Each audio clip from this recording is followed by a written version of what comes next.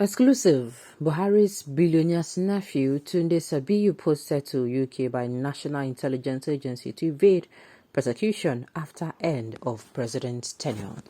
Welcome to the news and thank you for tuning in to listen. Please subscribe to our channel.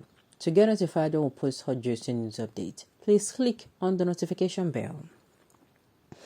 Yusuf is the son of Maman Dora Emide's younger sister, Haija Halima, who died in 2018.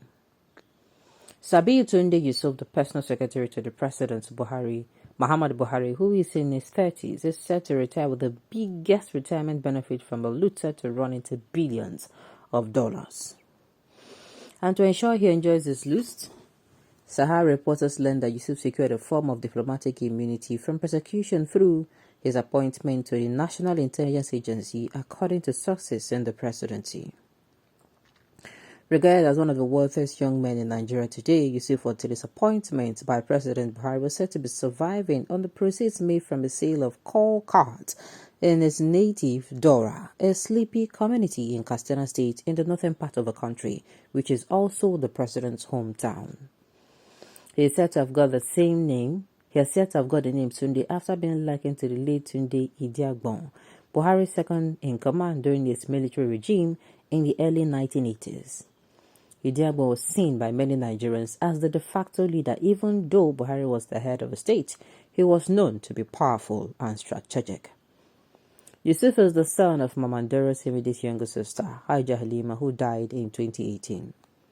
To ensure he doesn't get arrested by the Economics and Financial Crimes Commission, EFCC, Tunde Idiagbon, as he is popularly known as, secured diplomatic immunity by his irregular appointment into Nigeria's intelligence agency known as NIA, and he is already being transferred to the United Kingdom as his first foreign posting to manage his loot, a source in the presidency told Sahara reporters. As far back as June 13, 2020, Sahara reporters exclusively reported that Buhari's nephew had envisaged a future away from Nigeria after the president's tenure so as to evade prosecution. The newspaper reported that a scandal was brewing in the presidency after Yusuf Tunde Sabiu was illegally recruited into the Nigerian Intelligence Agency, NIA. Sources had told Sahara reporters that Buhari's nephew got the appointment despite not attending the compulsory training for cadets. Meanwhile, another scandal is brewing around Tunde. He was illegally recruited into the National Intelligence Agency but did not attend the compulsory training for cadets. He's looking into a future where he can be sent out of Nigeria as soon as Buhari's regime is over as a way of covering up his massive wealth, a top presidency source has said. About 8 months after Sahara reporters' reports, the People Gossip reported the president so quietly gifted his unqualified nephew the position of the assistant director at the NIA, typifying his clonistic and nepotistic tendencies. Like Sahara reporters earlier reported, the PG report noted that Yusuf lacked the requisite field and administrative experience to handle the rigors of the intelligence top job. It was reported that he has been regular on the job because of his primary duties at the State House and only went to work at the NIA when he desired. Also, according to sources in the presidency, Yusuf recently spent $100 million to help Kano-born oil billionaire Alhaji Awalu Abdullahi Ranu, the executive chairman and the CEO of holding company A Ranu Group, start Ranu Air. Ranu Air is a licensed airline incorporated in 2021 with its operational base in Abuja, Nigeria's capital. When it started, it proposed to operate in Nigeria and beyond, but start with 8 local stations: Abuja, Kano, Lagos, Sokoto, Maiduguri, Kaduna, Yola, and Sabah. Yusuf Tunde Sabiu is said to be the proud owner of several mansions in Abuja. He recently shelled out $100 million to help start an airline known as Rano Air, according to sources in the presidency, and massively invested in the fuel station across Nigeria through the same outfit, Rano Oil, one of the sources said. Sources said Buhari's nephew once had several accounts opened that houses billions of naira in Nigeria. The Central Bank of Nigeria Governor Godwin Emefiele reportedly got him to invest the funds into 3 new banks, one of the sources added. During Buhari's 77th birthday in September 2019, Yusuf reportedly wore a Philippine leather wristwatch valued at $99,995, about 36 million naira at the time.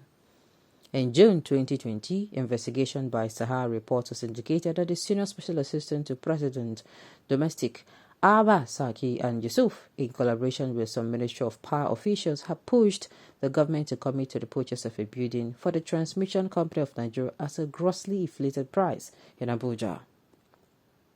Despite the Ministry of Works and Housing not giving approval for the purchase of the building, Saki and Yusuf have pushed the cronies in the Ministry of Power further to actualize the purchase of the property for around 14 billion naira to 17 billion naira, a rate many times higher than the original cost of the building.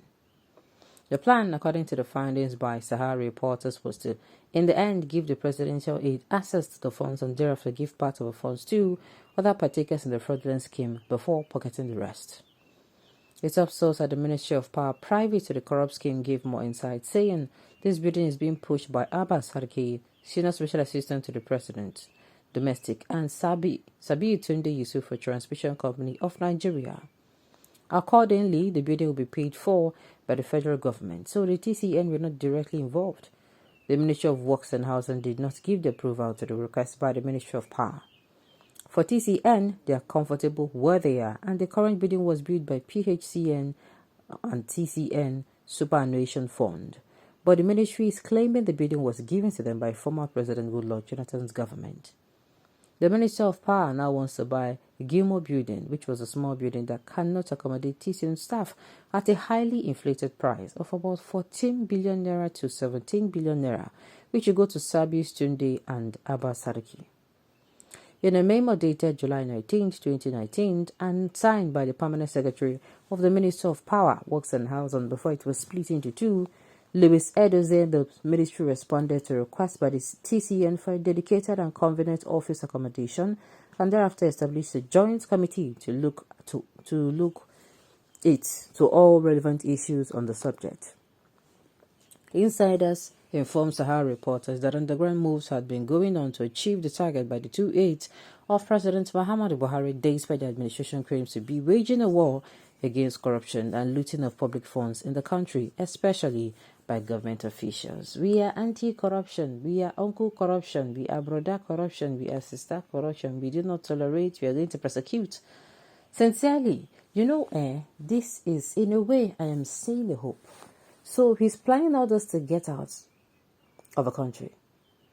Maybe if at the end of the day, if Jagaban coming, he maybe no go tolerate, they don't see him already, and maybe those, if no be Jagaban, the best way they come in no go tolerate. If na me they come in, if you like fall inside hole, see that hole where you fall inside, you go come outside, you go vomit the one where you don't chop, the one where you give out, everything you will vomit it out.